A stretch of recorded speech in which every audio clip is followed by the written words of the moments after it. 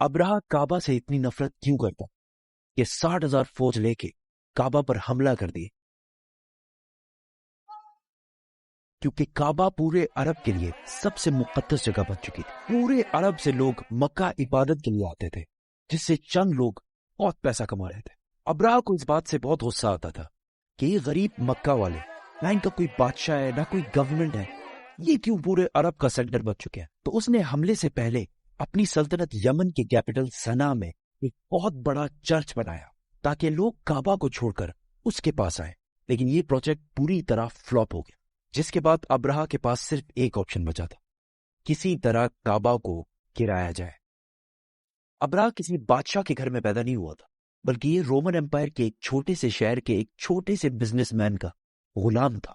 اصل میں مسئلہ یہ تھا کہ یمن اور حبشہ کی لڑائی بہت عرصے سے چل رہی تھی، کیونکہ یمن واز ڈومینیٹڈ بائی جوز، یہودی، اور حبشہ میں سارے کرسچنز رہتے تھے. تو کیا ہونا تھا؟ تو پہلے یہودیوں نے حملہ کیا اور کرسچن علاقوں میں بہت تباہی مچائی، جس کی وجہ سے سپر پاور رومن امپائر کو بہت غصہ آیا. تب بھی کرسچنز ہی سپر پاور تھے، تو رومن امپائر نے حبشہ میں اپنے کرسچن بھائیوں کی مدد کر کے یمن میں یہودیوں کی سلطنت ہمیشہ کے لیے ختم کر دی. اور اس کام کے لیے انہوں نے اپنے ہی غلام کو بھیجا جس کا نام تھا ابراہ، جو 1,00,000 فوج لے کر گیا اور یہودیوں کی تباہی مچا دی.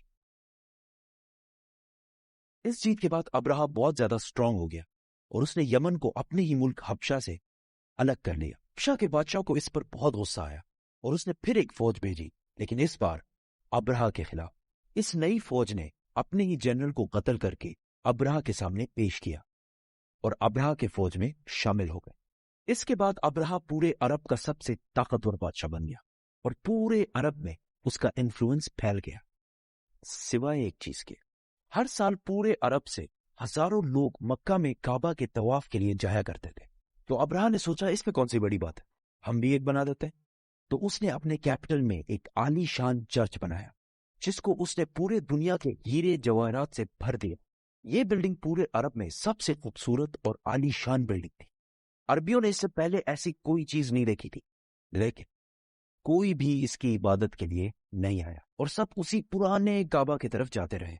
اتنا خرچہ اور اتنا سب کچھ کرنے کے بعد بھی جب ابراہ فیل ہوا تو اس کے پاس صرف ایک ہی آپشن بچا.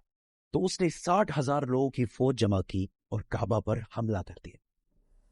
ابھی تک جتنی سٹوری ہم نے بتائی ہے وہ صرف اسلام میں ہی نہیں بلکہ ہسٹری میں بھی لکھی ہوئی ہے، جو کہ پرانے زمانے کے عربی انسکرپشن سے اٹھائی گئی ہے. ان سب میں ابراہ ایک بہت بڑا بادشاہ تھا، لیکن اس کے مکہ جانے کا کوئی بھی ذکر نہیں ہے. لیکن ریسنٹ فائنڈنگز میں کچھ ایسی یہودی انسکرپشنز ملی ہیں جس میں کلیئرلی لکھا ہوا ہے کہ ابراہ نے ایک جگہ پر حملہ کیا تھا جس میں اسے بری طرح شکست ہوئی تھی. تو اب بڑے بڑے ہسٹورینز بھی اس کو مکہ پر اسی حملے کو قرار دے رہے ہیں جس میں ابراہ اپنے ساتھ کچھ ہاتھیوں کو بھی لے کر گیا تھا. عربیوں کو پتا تھا کہ وہ ان کا مقابلہ نہیں کر سکتے. کچھ قبیلوں نے لڑائی کرنے کی کوشش کی، لیکن ابراہ نے انہیں کہا کہ وہ کوئی خون خرابہ نہیں چاہتا، وہ صرف کعبہ کو گرانا چاہتا ہے تاکہ لوگ کعبہ کو چھوڑ کر اس کے چرچ میں آئے. آس پاس سب لوٹنے کے بعد جب وہ مکہ پہنچا تو اس نے ان کے چیف کو بلایا. تو عبد المطلب نے آ کر کہا کہ آپ نے میرے کچھ اونٹ قبضہ کیے ہیں، وہ مجھے واپس کر دیں. تو ابراہ نے ہنس کر کہا کہ مجھے تو لگا تم بہت بہادر شخص ہو گے، تمہیں تو اپنے اونٹوں کی ٹینشن ہے. تو عبد المطلب نے کہا کہ میں صرف اپنے اونٹوں کا مالک ہوں، اس گھر کا جو مالک ہے وہ جانے اور تم جانو. لیکن اتنا میں بتا دوں، آج تک کوئی بھی اس گھر کو نقصان نہیں پہنچا پایا. اللہ.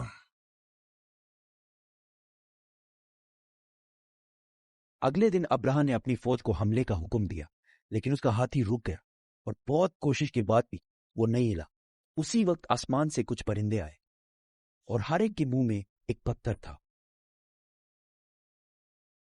یہ ایسے پرندے تھے کہ اس دن سے پہلے نہ انہیں کبھی کسی نے دیکھا اور نہ اس دن کے بعد، اور وہ ابراہ کی فوج کے لوگوں کو ٹارگٹ کر کر کے مار رہے تھے.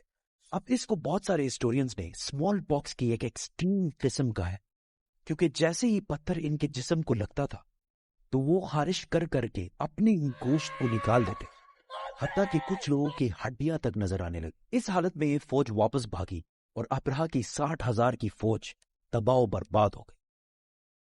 مکہ کے قریش کی یہ جیت पूरे अरब में फैल गई और कुरैश अरब के नए बादशाह के तौर पर सामने आए। इस वाक़े के बाद पूरे अरब से लाखों लोग काबा के तवाफ के लिए और भी आने लगे और मक्का में हर साल ओकास का अजीम शान मेला सजने लगा। मक्का वालों की दौलत डबल ट्रिपल आसमान से बातें करने लगी। लेकिन इसी साल अचानक एक दिन ईरान के सबसे बड़े टेंपल में जो आग सालों से जल रही थी बुझ गई और उसी दिन मक्का में एक यतीम बच्चा पैदा हुआ जिसका नाम था मोहम्मद। Muhammad, read.